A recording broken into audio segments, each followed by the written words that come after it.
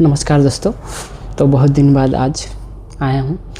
तो मुझसे किसी ने एक सवाल पूछा कि अगर तुम बाल बच्चे नहीं करना चाहते हो तो फिर तुम्हारे धन का क्या होगा।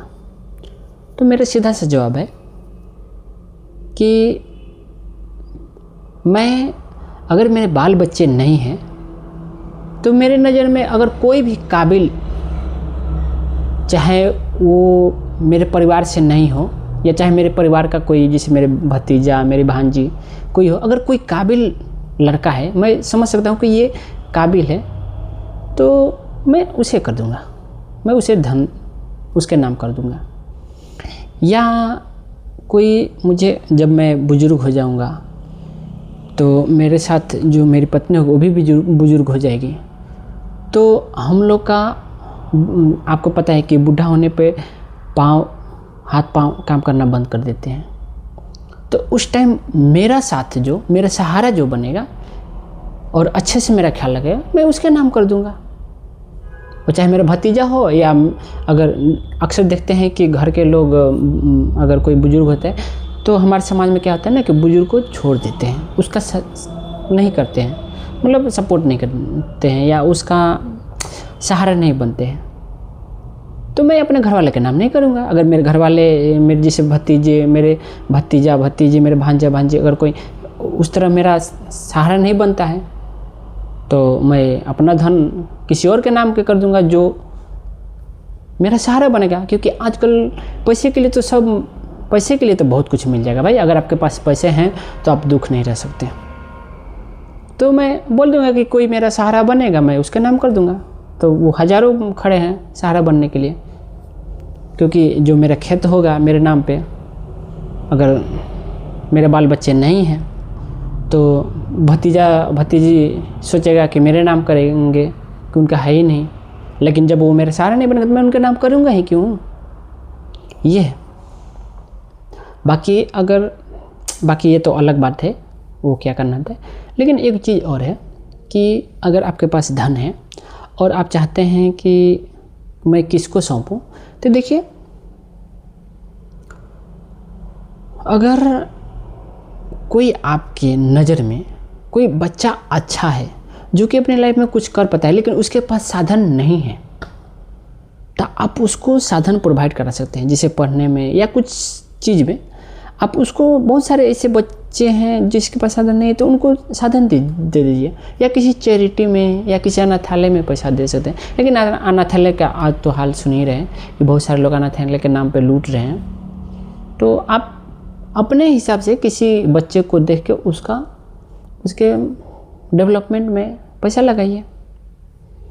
या कोई बच्चों के लिए स्कूल खुलवा दीजिए अपने धन से। मतलब कोई टीचर रखिए, उसको पैसा आप खुद से दीजिए और बच्चों को फ्री में पढ़वाइए उस टीचर से। बाकी टीचर को आप तनख्वाह दीजिए। तो ये भी एक सबसे बड़ा काम है, और ये इतना बड़ा महान काम है कि इससे हमको नहीं लगता इससे अच्छा कोई काम हो सकता है।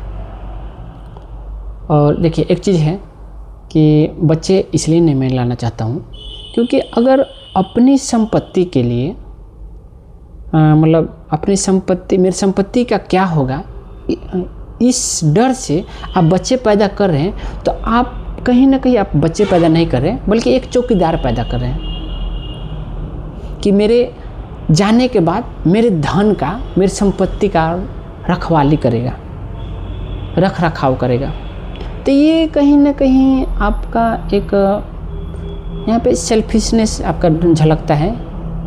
और दूसरी बात कि मैं नहीं चाहूँगा कि अपने धन के रखवाले के लिए मैं किसी नए बच्चे को 70-80 साल का दुख संघर्ष देना चाहूँगा। क्योंकि अगर आप बच्चे पैदा कर रहे हैं तो अगर वो 70-80 साल रहेगा जीवे, तो वो संघर्षों से घिरा रहेगा।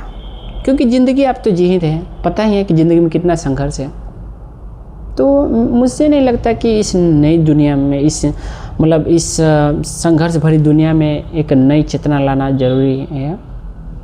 क्योंकि भाई मेरे हिसाब से बच्चे ना ही पैदा कीजिए, क्योंकि अभी जनसंख्या भी इतना ज़्यादा बढ़ गया है ना कि देखना आप 10 साल में बहुत लोग को खाने की कमी हो जाएगी, क्योंकि आप देखते ही जा रहे हैं कि भारत में गरीबी और भूख इंडेक्स बढ़ता ही जा रहा है। खुशहाली तो समझिए कि अब एकदम ख़त्म ही होने वाला है खुशहाली के नाम पे। मतलब हैप्पी इंडेक्स देख सकते हैं कितना पीछे है भारत। हमसे ज़्यादा खुश तो पाकिस्तान है, नेपाल है, बांग्लादेश है।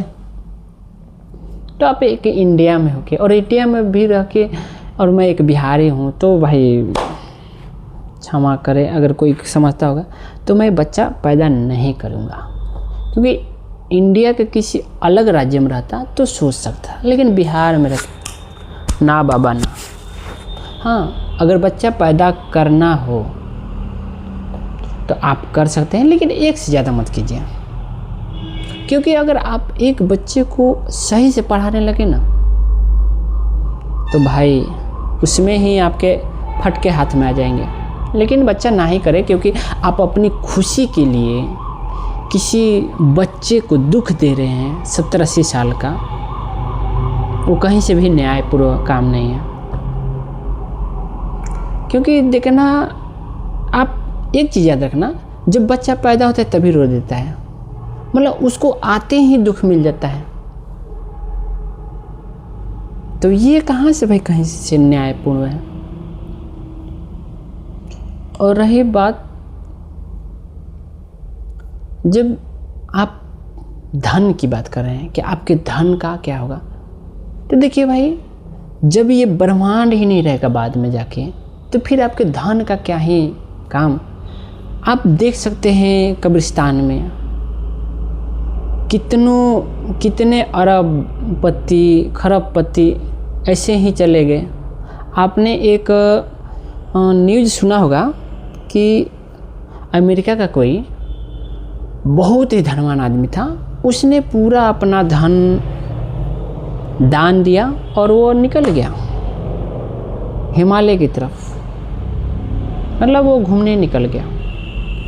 रियल कहानी, तिब्बत का वो जाके तिब्बत में पूरा जो मठ है उधर जाके रहा, वो अपना पूरा धन संपत्ति दान देके।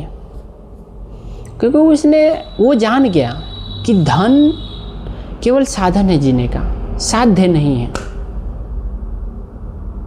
देखिए, धन से आप कभी मोक्ष नहीं पा सकते हैं। खुशी पा सकते हैं, लेकिन कुछ पल के लिए। और मैं बस यही आप लोग को इन्फॉर्मेशन दूंगा कि आप धन जमा करें, ये सही है, उसको अच्छे जगह लगाएं और बच्चे ना पैदा करें। क्योंकि आप एक बच्चा पैदा कर रहे हैं तो उससे बहुत सारी हानि हो रही है। पहली बात, आपको पता है कि एक बच्चा 100 पेड़ के ऑक्सीजन अकेले यूज करता है। और रही बात, वो कई संसाधनों का भी उपयोग करता है। तो आप ना, अगर आप बच्चा नहीं पैदा करते हैं ना, तो आप पर्यावरण, ये पृथ्वी के लिए, ये या बहुत सारे लोगों के लिए बहुत अच्छा काम कर रहे हैं। क्योंकि आप अपना वंश ख़त्म कर रहे हैं, और वंश ख़त्म करना सही है भाई। क्योंकि अगर आप चाहते हैं, सोचते होंगे कि जब बच्चा पैदा नहीं करेंगे तो मेरा वंश कैसे बढ़ेगा। भाई आप देखो ना, कितने महान राजा थे, आज उनके वंश का कोई पता नहीं है। अशोक महान है, अकबर है, उनके वंश का उनके वंश के बारे में आजकल कौन जानता है कि उनके वंश का ये है। भाई अगर नाम कमाना है ना, तो आप अपने दम पे नाम कमाइए, ना कि अपने वंश को बढ़ाइए। वंश क्या है भाई, जब ये दुनिया, पृथ्वी, ये सारे ब्रह्मांड ही ख़त्म हो जाएंगे। एक बार आपने सुना कि ये शून्यवाद, अगर आप एक बार बताया था आपको शून्यवाद के बारे में, कि जब ये सारी दुनिया ही ख़त्म हो जाएगी तो फिर ये धन दौलत मोह माया में क्यों फंसना भाई। आप अपने में मस्त लाइफ जिए। हाँ, शादी कर सकते हैं, शादी करने के लिए मना नहीं करूँगा, क्योंकि शादी करने के लिए इसलिए नहीं मना करूँगा क्योंकि आप जिससे भी शादी करेंगे वो ऑलरेडी पैदा हो चुका है। तो आप उससे, किसी से शादी करके आप उसके जीवन को, लाइफ को एक मतलब खुशी में बदल रहे हैं। मान लीजिए आप किसी लड़की से शादी कर रहे हैं, कोई गरीब है, तो आप उससे शादी कर रहे हैं और आप पैसे कमाते हैं, आप उससे शादी कर रहे हैं, तो आप कहीं ना कहीं उसके लिए अच्छे काम कर रहे हैं, और ना ही आप पर्यावरण के लिए कोई गलत काम, मतलब पर्यावरण में कोई बुरा प्रभाव डाल रहे हैं, क्योंकि वो तो ऑलरेडी पैदा हो चुका है। चाहे हम उससे शादी करें या ना करें, वो तो जिएगा ही उतना, और वो जिएगा तो संसाधन का उपयोग तो करेगा ही। तो शादी कर सकते हैं, इसमें कोई दिक्कत नहीं, लेकिन हाँ शादी कर तभी करें जब आप उस लायक हो जाए तब, ठीक।